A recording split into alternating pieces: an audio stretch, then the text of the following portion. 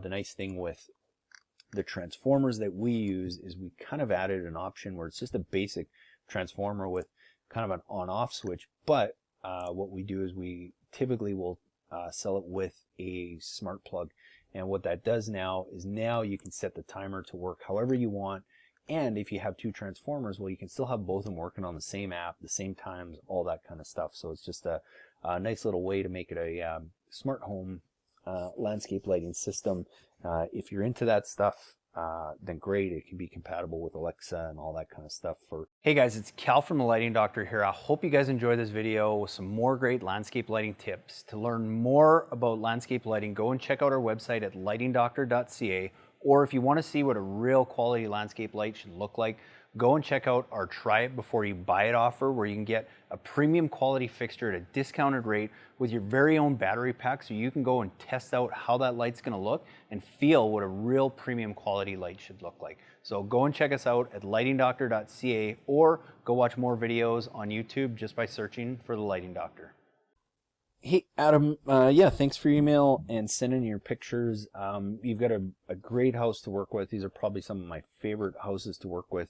I will show you an example of, it's not a project that we did, it's actually a customer who did just like you, sent in some pictures, we gave him some ideas, he got the lights and he did it himself. And I want to show you because it's quite similar, except you have, I think, more unique features where his was like very symmetrical. You know, but here's an example of kind of what he did just with some, you know, simple uplights in the areas that I'll talk about that really brought out, I think, the subtleties in the brick, as well as you can kind of see how that light gets to the top section here. And I think it'll be very similar to yours. So same kind of ideas, and he had some other really good pictures he sent too, but they did this on their own with our lights. So I think you can easily do it and make it look really good. And basically all he used there was just a series of uplights like this, which I'll talk about. And then in that case, I didn't use any path and garden lights, and it's really up to you, but I'll show you some areas where you might want to add some of the path and garden lights. So basically, with this uplight, you have two options that I'll talk about. It comes standard with a 4-watt LED lamp in it, which we call our 20-watt equivalent. But there will be a instance where I'll talk about upgrading that to a 35-watt equivalent, which is basically a 5-watt LED lamp. And where I would use that. So basically how we get that effect is just having those lights at the base of the house, and you don't want them too far back. You're maybe 12-18 inches back, and really shining more upright, and that's how you bring out the subtlety in the brickwork. So what I would do is I would have one of those on each side of the shutters here. On this section, because it's a little bit wider, I would probably have that light kind of here and here. If these are right up against the house, I think it's okay if you have those lights just behind it. Again, shining more upright. I see so many people that will bring the light here and they shine it at the house, and that's how you create a flat hot spot. You don't want to do that. You want it a little bit closer so it brings out the subtleties in the brick. So I would do that kind of on both sides of the windows, and then over here even maybe a little bit closer but shining more upright, so it's really just kind of catching this top section.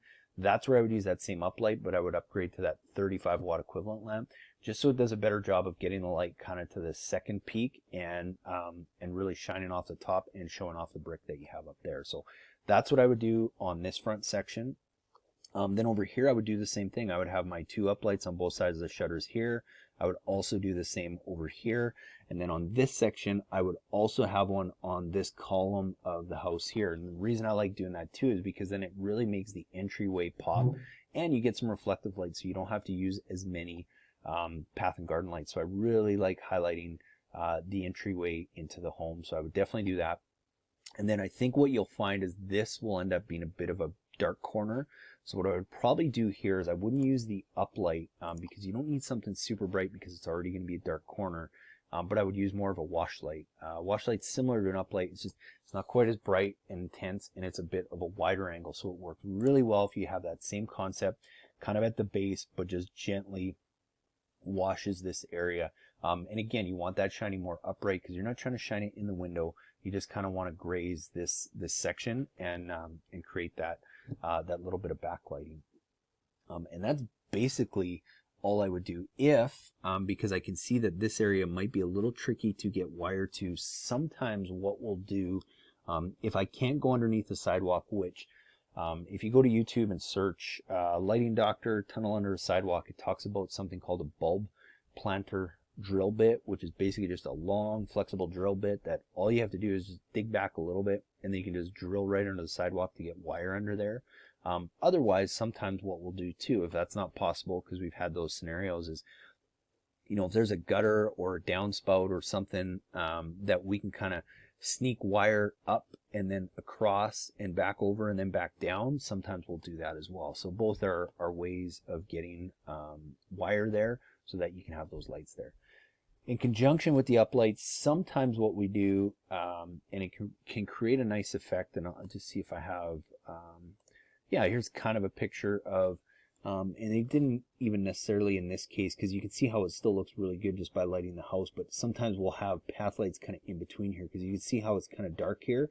So if I have an uplight here, I might throw a path light in between. So in your case, it'd be the same thing. So say I have an uplight here and here, what I might do is I might put a path and garden light kind of in the bed on the corner here, kind of in front of the window here.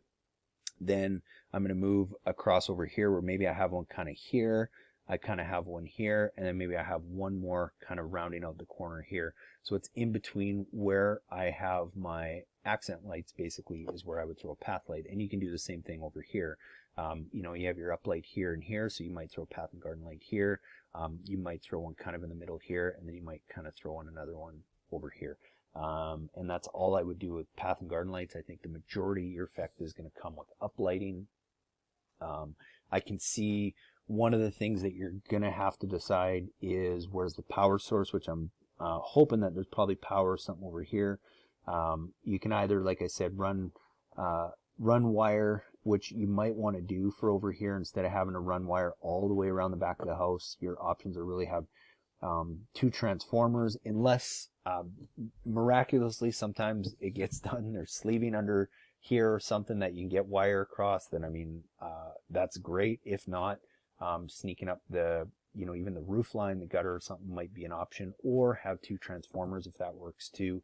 The nice thing with the transformers that we use is we kind of added an option where it's just a basic transformer with kind of an on-off switch, but what we do is we typically will sell it with a smart plug. And what that does now is now you can set the timer to work however you want.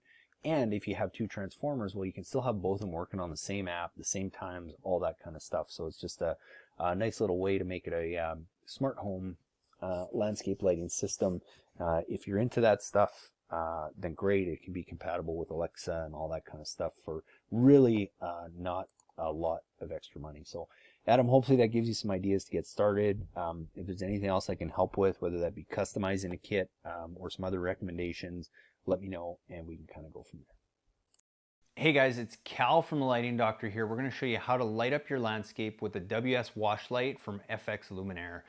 This is a great accent light for areas where you just don't need as much light as you would use from an uplight or a spotlight or an accent light.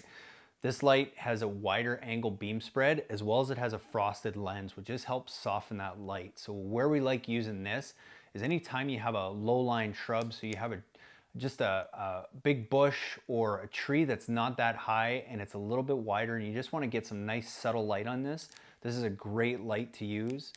We use it a lot for perimeter lighting. So if you have a bunch of shrubs and different plantings around your backyard, you can use this to actually backlight your fence or wall areas to help create some subtle lighting around there and make your property stand out a little bit more. This is a great area if you have some nice big rock features or address rocks in your yard that you want to just put a little bit of light on, but you don't want to overpower. This is a great light for it. Anytime you have an area where you just don't need to push that light super high, but you want to make sure you're getting some kind of light on it, whether that just be nice, subtle, soft light, or you're trying to accent something in particular, this is a great light to use. The other area where I love using this light is on the second tier of your home. A lot of times people forget to go and light that second tier, the bedroom dormers and different areas like that. Well, with a simple gutter mount from FX Luminaire, which I'll talk about later, I'll show you guys how you can go and mount this on your eaves troughs and highlight the second tier of your home and completely take your landscape lighting to the next level where most people miss out. So if you want to get more ideas of how you can go and do that stuff, be sure to go to our website at lightingdoctor.ca and look into our free consultation video where you can actually take pictures of your property and send them to me, and I'm going to send you back some thoughts and suggestions on what's going to be the best way to landscape or to light up your landscape. So thanks for watching. Hey guys, thanks so much for watching. I hope you guys got some great do-it-yourself landscape lighting tips. Now, please be sure to go to our website at lightingdoctor.ca and check out our how-to page. It's full of great resources from our podcast to our video to our most frequently asked questions. And also check out our Try It Before You Buy It light, where you can actually go now and get one of our premium quality uplights and a King Innovation Insta-Light, which is basically a battery pack now that allows you to go and run those lights and test them out on your property. Try it for 14 days. If you don't love it, send it back to us and we'll give you a full refund. And if not, you keep the light at a discounted rate and go and buy what you need for your project. So thanks again for watching. Please be sure to leave us a comment. We'd love your feedback. Have a great day.